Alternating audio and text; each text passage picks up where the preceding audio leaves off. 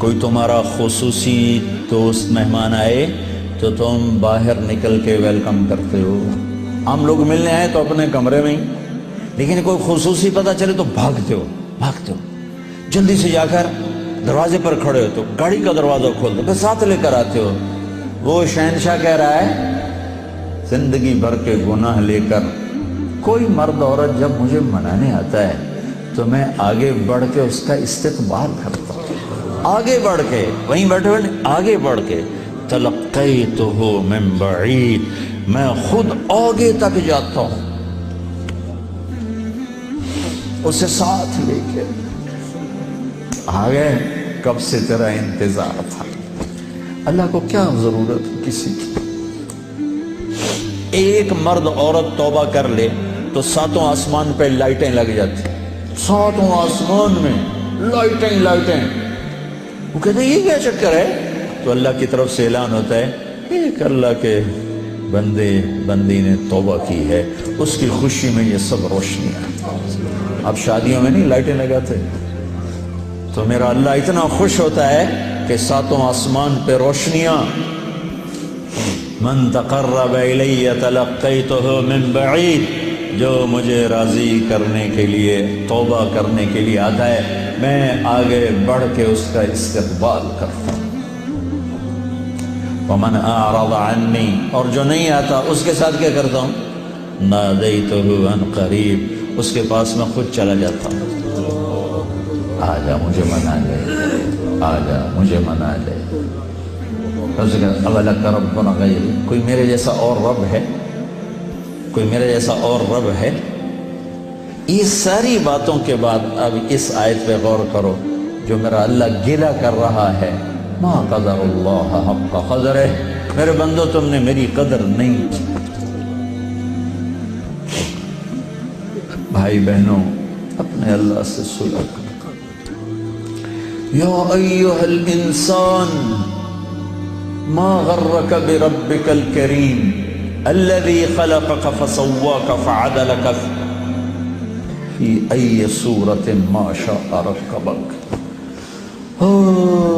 انسان، کیا ان الفاظ میں کیا پیار ہے، کیا شہد ٹپکتا ہوا ہے. چھتے سے شہد ٹپکتا ہے. اللہ کی قسم، یا ایہا الانسان، صرف اس ایک بول میں ساری دنیا کا شہد بھروں اس سے بھی اس میں مٹھاس زیادہ ہے. اور پھر یہاں یا ابن آدم یا ایہا الانسان، خطاب ایمان والوں سے نہیں ہے، تقوی والوں سے نہیں ہے. اے انسان، انسان، انسان.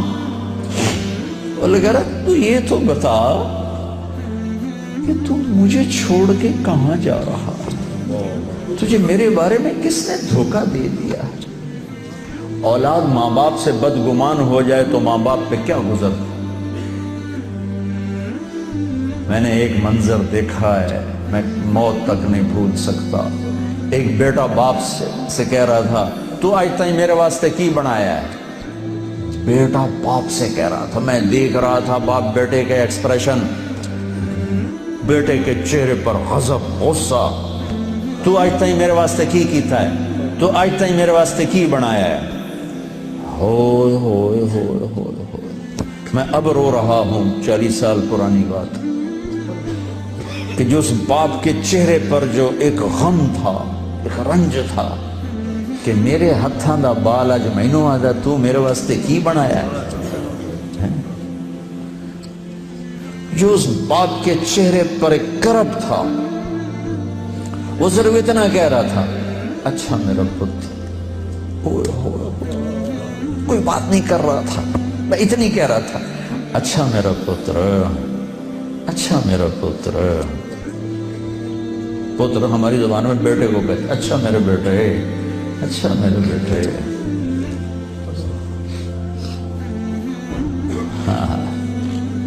یہ یا ایہا الانسان میں اللہ یہ کہہ رہا ہے میرا بندہ میرے بارے میں دھوکہ کھا گیا، میرے بارے میں بدگمان ہو گیا. کیا ہو گیا؟ آ تو صحیح، پھر میری رحمت تو دیکھ. ہاتھ اسے. حضرت عمر رضی اللہ عنہ کے زمانے میں ایک شخص گویہ تھا. وہ ایک تارا ہوتا تھا, وہ بجا بجا کے نا اپنی روٹی کماتا تھا. بوڑھا ہو گیا, آواز ختم ہو گئی, فاقے آ گیا. تو گانا بجانا کوئی اچھا کام تو ہے نہیں. تو گیا جنت البقیع میں, تو کہنے لگا یا اللہ, جب آواز تھی تو لوگ سنتے تھے, روٹی بھی چلتی تھی. آواز گئی تو روٹی بھی گئی. اب اس بڑھاپے میں کہاں جاؤں؟ اللہ کو میرے رزق کا انتظام فرما, مجھے معاف فرما. عمر رضی اللہ عنہ مسجد میں سوئے ہوئے تھے, ان کو خواب میں آواز آئی, میرا ایک بندہ جنت البقیع میں مجھے پکار رہا. کس کو آواز آئی؟ عمر. کس کے بارے میں؟ گانے والا. عمر رضی اللہ عنہ ننگے پاؤں دوڑے, ننگے سر. پتہ نہیں کون ابدال بیٹھا ہے وہاں پکارنے والا. جو دوڑے ہوئے اندر آئے تو قدموں کی آہٹ, تو وہ گویے کی نظر پڑی, عمر آ رہے, دو ننگے سر ننگے پاؤں. نے کہا ابھی آج میری خیر نہیں. وہ اٹھ کے دوڑنے لگا. تو اس نے کہا ٹھہرو ٹھہرو ٹھہرو ٹھہرو, میں خود نہیں آیا ہوں, مجھے بھیجا گیا ہے. کہ کس نے بھیجا ہے؟ کہ جس سے پکار رہے ہو اسی نے. وہ بوڑھا بیٹھ گیا, کہنے لگا واہ میرے رب, ساری زندگی تیری نافرمانی کی, آج تجھے پکارا تو اپنے پیٹ کی خاطر پکارا, اور تو نے اتنا بڑا میرا اعزاز, اتنی بڑی مجھے عزت دی. اے اللہ مجھے معاف کر. اس کی چیخ نکلی اور مر گئی. عمر رضی اللہ تعالیٰ نے خود اس کا جنازہ پڑھا ہے.